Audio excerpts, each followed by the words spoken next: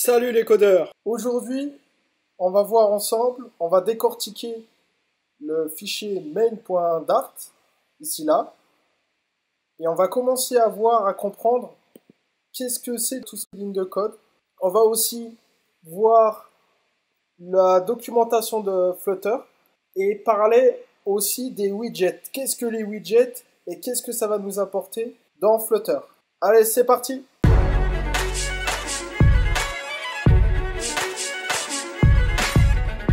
Avant de se lancer dans la décortication du code, on va se revoir ensemble le défi que je vous avais donné. Le défi, c'était de changer le titre de l'application.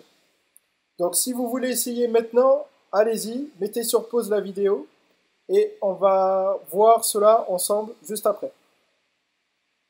Ce que je vous conseille à chaque fois quand vous commencez à apprendre du code, un langage, n'hésitez pas à faire une recherche, un CTRL F sur Windows ou commande F sur Mac et de taper les informations que vous voulez chercher. En général, ça vous donne de bonnes informations. Là, on va taper Flutter, démo, home page, et vous voyez, il va sélectionner tout de suite. Il n'y a qu'une seule sélection sur tout le code. Il va prendre uniquement, voilà, Flutter, démo, home page. Donc, il y a de fortes chances que le titre soit géré ici. On va essayer ça tout de suite. On va l'appeler le premier projet. On enregistre. Vous voyez que quand vous enregistrez un fichier, ça synchronise automatiquement avec l'application et ça la redémarre. Parfait. Le premier projet. Donc c'était bien là qu'on pouvait modifier le projet. Pour ce qui concerne ça, ce code-là, on va voir après. On va prendre notre temps. Ça, on ferme. On va commencer par le haut, plus précisément cette ligne-là. Là, on voit import, package, flutter, material.dart. Cette ligne-là, vous la verrez souvent. C'est une ligne quasi indispensable dans vos fichiers. En fait, il s'agit d'importer le code nécessaire pour faire fonctionner tout le reste de votre application. C'est-à-dire tout ce qu'il y a là, ce genre de code-là, si je le supprime, ça, ou si je le commente, hop, vous voyez, tout se met en rouge, parce qu'il ne comprend plus rien. Quand vous écrivez cette ligne-là, ça importe le corps de Flutter. Pour ça, material.dart. Toutes les bases que Flutter doit avoir pour fonctionner correctement. Donc ça, c'est indispensable. Après, on verra ensemble certains cas où vous n'avez pas besoin de cette ligne-là. On verra ça après. Cette ligne-là, c'est aussi une ligne très importante. Allez sur Internet, regardez les applications Flutter, le code source. Ouvrez le fichier main.dart de n'importe quelle application. Vous verrez une ligne similaire à ça. Qu'est-ce que c'est que cette ligne-là? Cette ligne-là correspond au point d'entrée de votre application. C'est ce que j'entends par point d'entrée. J'entends dans le sens où c'est la porte principale de votre application. Comme la porte principale de votre maison, c'est par là où rentrent les informations, où est exécutée votre application. Votre application commence avant tout par là. Par exemple, s'il y a le facteur qui vient chez vous, qui vous dépose les enveloppes, voilà, il va toquer chez vous, il va donner les informations, et bien ça sera par la porte principale. Ça ne sera pas par la fenêtre ou par le garage, mais bien par cette porte-là. Donc ça, c'est la porte principale. Si vous ne mettez pas cette ligne-là, votre application ne fonctionnera pas. C'est important. Ces deux lignes-là, en général, elles sont dans le fichier main.dart. Après, on va parler des widgets. On a vu vaguement ce que c'était les widgets. Quand je vous ai parlé de l'introduction, je vous ai dit qu'on allait voir ça et d'autres choses pour le développement d'applications mobiles, du moins avec Flutter. En fait, dans Flutter, tout est widget. Un widget, c'est comme un Lego. C'est quelque chose que vous allez emboîter avec d'autres Lego et qui va faire votre application. Pour avoir une idée des widgets disponibles sur Flutter, on va aller sur la doc tout simplement. Après, on jettera un petit coup d'œil sur ce que c'est que ça. Ça, vous voyez, il y a bien le nom widget. Donc ça, forcément, c'est un widget. Ça aussi, c'est un widget. Ça aussi. On va voir ça après. Ouvrez votre navigateur. Tapez widget Flutter. Vous allez trouver le widget catalogue, le titre widget catalogue ici. Vous pouvez y aller direct sur Flutter Dev, sinon comme on a vu avant sur le site d'avant. et puis vous débrouillez dans la doc, cliquez sur doc, et puis tombez sur widget catalogue. Voici le catalogue des widgets de Flutter. Ça n'englobe pas tout, mais une bonne majorité, du moins les principaux widgets.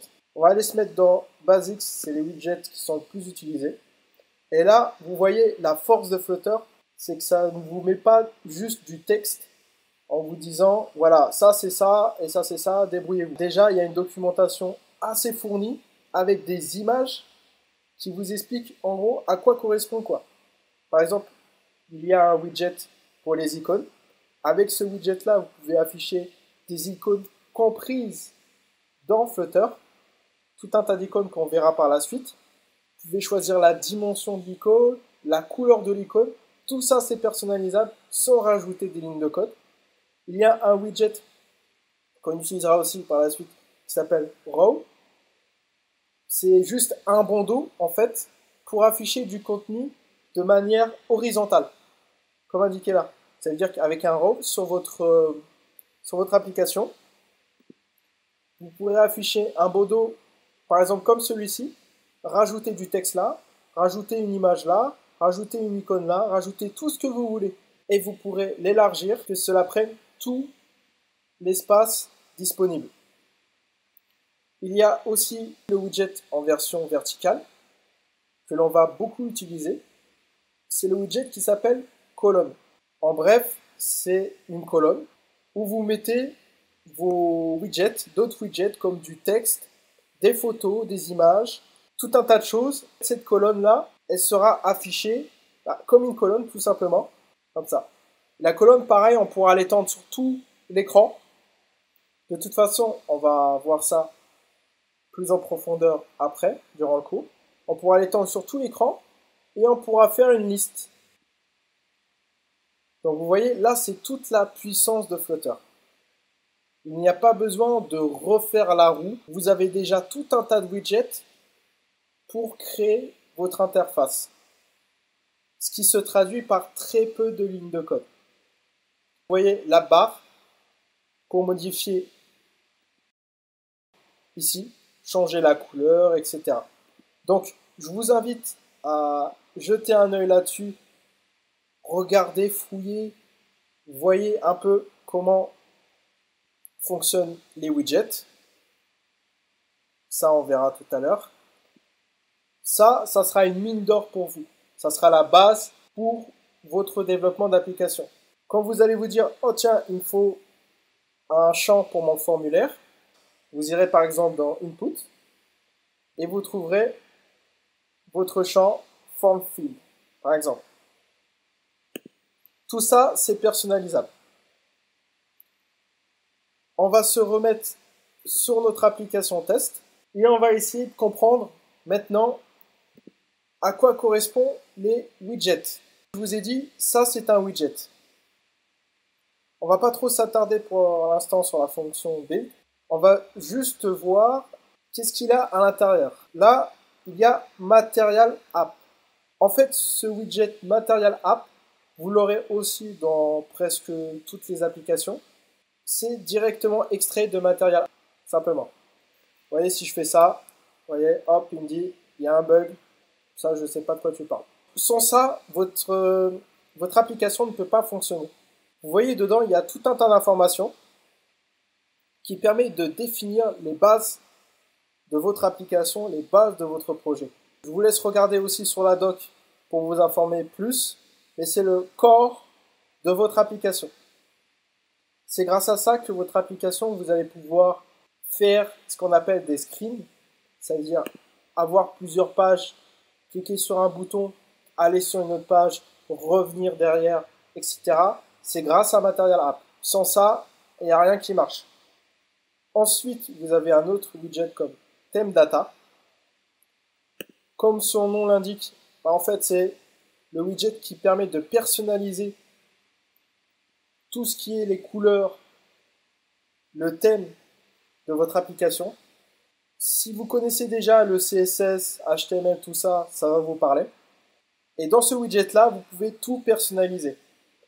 Vous pourrez personnaliser la couleur, bien sûr, la taille du texte, la couleur des boutons, de ce bouton-là, la couleur du background, de l'arrière-plan, etc.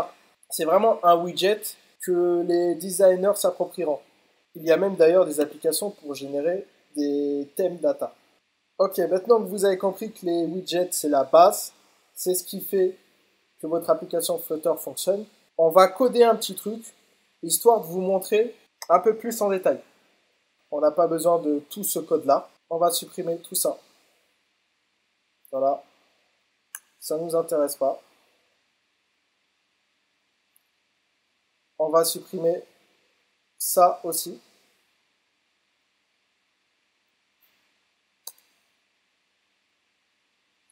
Et nous allons garder, d'ailleurs on va même supprimer ça, tiens. Hop. Et nous allons garder ça. Vous pouvez supprimer les commentaires si vous voulez. Voilà. On va garder widget build et material app. Ça va nous permettre de créer une petite interface pour justement afficher des choses.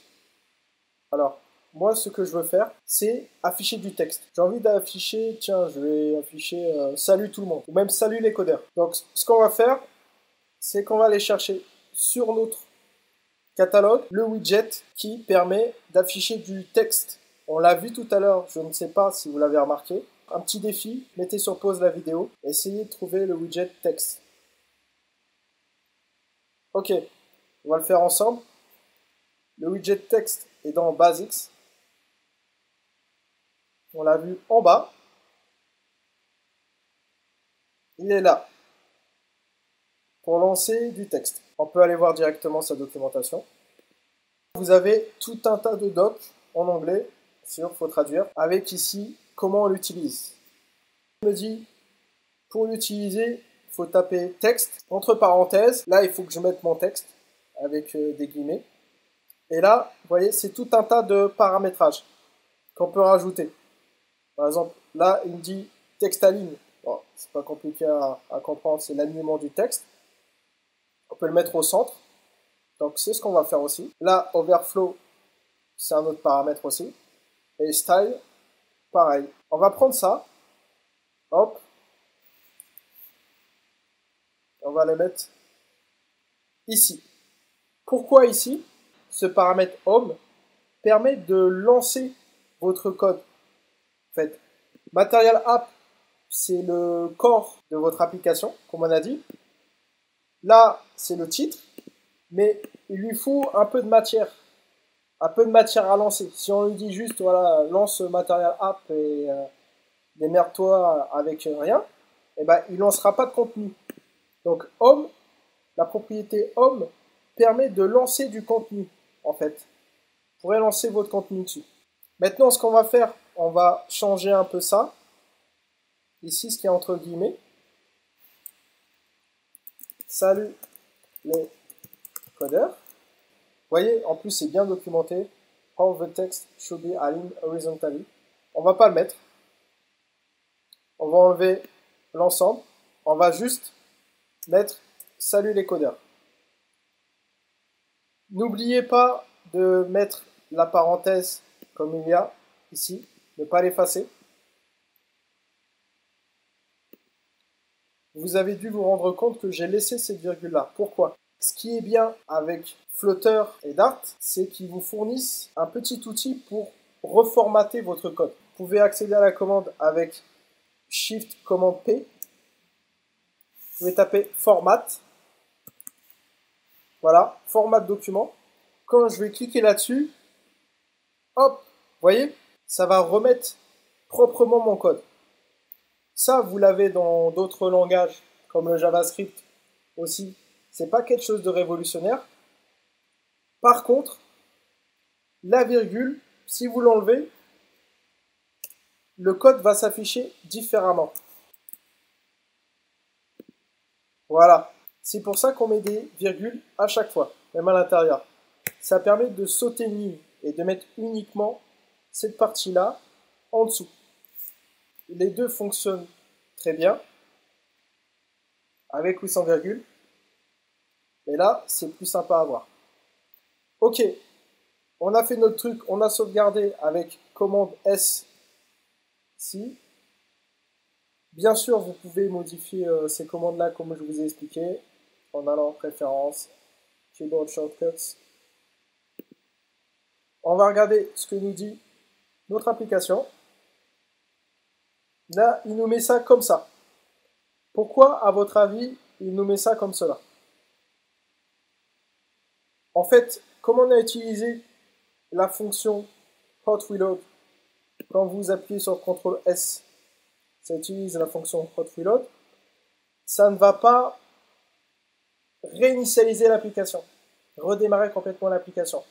Ça va prendre le code nouveau et ça va le rajouter sur l'ancien. Pour ne plus avoir cette interface comme ça, il faut redémarrer complètement votre application. Pour ce faire, on va arrêter ici et relancer l'application. Vous voyez maintenant, l'interface d'avant avec le compteur a disparu. On a uniquement le texte qu'on a affiché. Salut les codeurs. Là, il nous l'affiche comme ça parce qu'il nous manque un widget. Avant de mettre du texte ici, on va rajouter dans le prochain épisode un widget. Mais il fait ce qu'on lui dit. On lui dit, hop, ce que tu nous mets dans le contenu, c'est du texte. Salut les codeurs. Et il exécute. Ok, vous avez mis votre premier texte dans votre première application. Prenez-le comme un petit succès. En petit défi, j'aimerais que vous modifiez le texte qu'il y a ici à partir des lignes qu'on a modifiées. Si vous avez besoin d'aide ou que vous ne comprenez pas certaines choses, j'ai créé un groupe Facebook, il y a le lien en dessous de la vidéo. Donc n'hésitez pas à rejoindre le groupe Facebook pour avoir des réponses à vos questions par rapport au cours. Pour finir, si vous voulez être au courant des nouvelles vidéos, pensez à cliquer sur la cloche. C'est important la cloche, sinon vous n'êtes pas averti des nouvelles vidéos malheureusement. Allez, à la prochaine!